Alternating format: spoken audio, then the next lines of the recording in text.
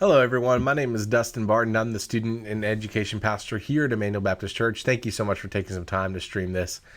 I am actually going to teach you how to use Zoom today, how to get onto the links that we're going to send. For example, we have many Zoom groups we're doing at the church now due to COVID-19. We have our village and young adult Zoom group that meets on Sunday nights at 7, and then we are going to have our student Zoom group and our adult Bible study Zoom group meet tomorrow night, which I'm really, really excited for. And you'll find links for those within our Facebook pages and our texting service sent to the various groups that they're meant for.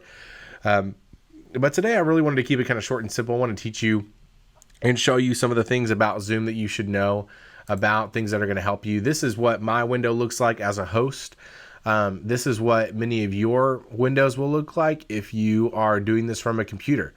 And so we're going to walk through that. I'm going to focus a lot on using a phone in doing this, but really all the steps that you're going to see are pretty much the same if you were to use a computer as well. So I'm going to go ahead and pull up my iPad real quick to show you what we're doing. So here's my iPad screen.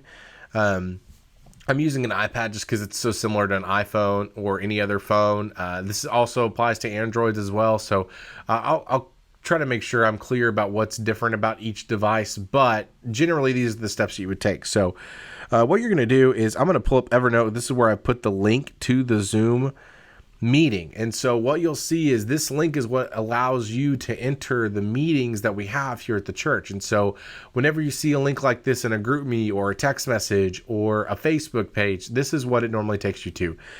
So what you're going to do is you're going to click on this link, and that's going to take you to a web page that looks like this. Now, that's going to be similar to an Android phone, and it's going to be similar to any iPhone or tablet. But this is also a similar screen as what you're going to see on a computer. It's going to prompt you on the Zoom website to download the application. Now, I've already downloaded it onto this iPad, and I would encourage you to do the same. What you'll do is you'll look up Zoom app within any app provider that you use, whether it be the App Store or the Play Store or your desktop computer. And so what I'm going to do is I'm going to click open. Now, if you didn't for some reason download it beforehand, or maybe you did something incorrectly or something wasn't working, it'll go ahead and automatically prompt you to download it here. So you don't really have to worry about that as much, but it just makes the process a little easier. So what I'm going to do is I'm going to go ahead and click open. And that button is going to look different for whatever you use, but on an iPhone and iOS, it says open. And then I'm going to open that Zoom Cloud Meeting software, and then now it's connecting. Now, as you can tell from this window, my camera is already on. Now, it'll usually give you the option not to do that, but with my iPad, it's automatically set to do that. And so I have two options. I can either call in using internet audio, or I can dial in. Now, the reason for this is because there are a lot of people that don't necessarily have the best internet. And so if your internet's not super reliable and you'd rather use your dialer like on your phone, then you're welcome to use that as well. So I'm going to just use the internet today. I'm going to call using internet audio. All right, and now I'm using the device audio. Now, as you can tell, these look different.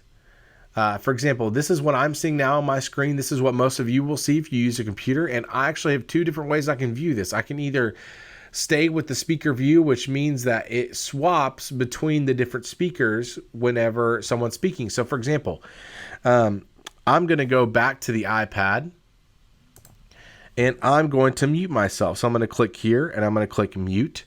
And so now I can't be heard on this stream. So I'm going to go back to Zoom, and I'm going to unmute myself. And what that's going to do is that's supposed to swap over to me onto the device. And so this is called speaker view. Now, if you don't like this view and you'd rather something else to see everybody, you'll go up. I'm going to go ahead and move my camera down a little bit. There's a gallery view option here within the software Zoom itself. What you'll do is you'll click that, and then you're able to see everybody all at once. And the highlighted yellow is really just for speaker view. You don't have to worry about that if you're using gallery view. Now, if I want to go back to speaker view, I click that. If I want to go to full screen, I'll click this. And so I'll just stick with gallery view for now on this. You can have different reactions too. You can do a thumbs up or clap, and yeah, it's fun. You can have fun with this. You can actually change your virtual background. That's always fun too. But You kind of have to have a green screen to do that.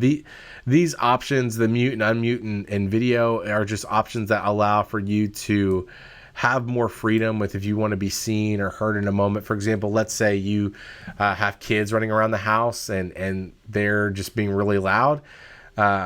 I would encourage you guys to always mute yourself unless you're talking in the group, because it keeps it from doing the speaker view thing over and over again and swapping between a bunch of people at the same time, because you don't want that. That's really annoying.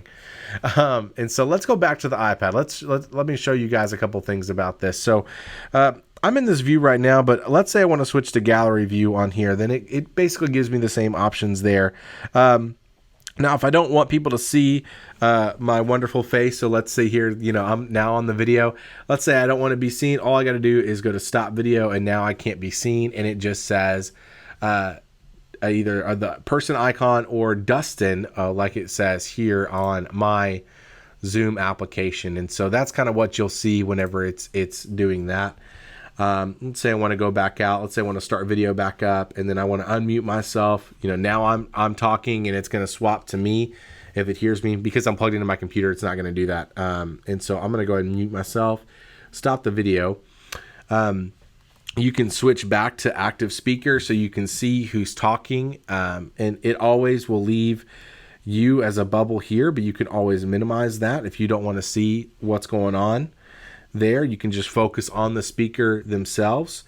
You also have the option to see who's there, so you can look on this list to see who is on this list. And if you need to privately message something to the speaker, like, hey, I'm having issues with this, or something like that, or hey, can you send me a link to something? All you've got to do is chat, and then you can send to the host.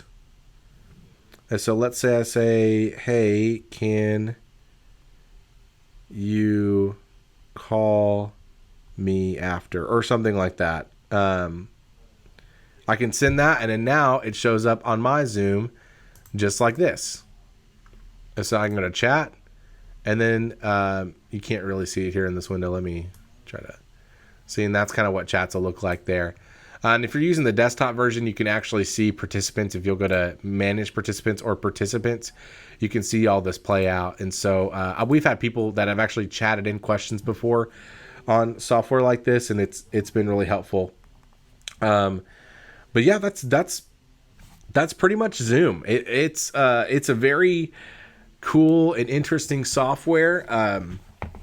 I'm constantly learning new things about it, but it is this incredible resource that I encourage you guys to use and use well. Now, let's say you're done with the meeting. You're like, okay, I gotta go. This is enough for me. Here's all you got to do to leave the meeting. There's a button that says leave the meeting or end meeting for me, because I'm the host. But let's say you're on your iPad instead, and you're like, okay, I gotta go. What you'll do is you'll click your screen, and let me pull this up a little bit more so you guys can see what's going on. Hold on. Apologize for that. I'm still trying to figure out this software that I'm using to... There we go. So at the very top here is where you'll see those options for muting and unmuting and stopping the video, sharing your screen, and now you can leave the meeting. And so I'm going to leave the meeting, and so now I'm done. And then on the participants on this Zoom, it says that I'm done. And so that's basically it. That's using Zoom. It's pretty straightforward. Nothing too crazy about it. Again, if you need any help setting up Zoom, we are more than happy here at the church to help you to do that. Just give us a call or shout, and we'll help you figure out how to do this. Again, we are still figuring this out as we go along, just like you. So there may be technical hiccups that come up that we're not quite ready for, but we're going to do our best to help you and to utilize this technology to continue to meet and still have community together. And so that's really about it. That's all I've got. If you have any questions, please do not hesitate to ask us, and we'll be more than happy to help you. Thank you so much for watching this, and have a great rest of your day.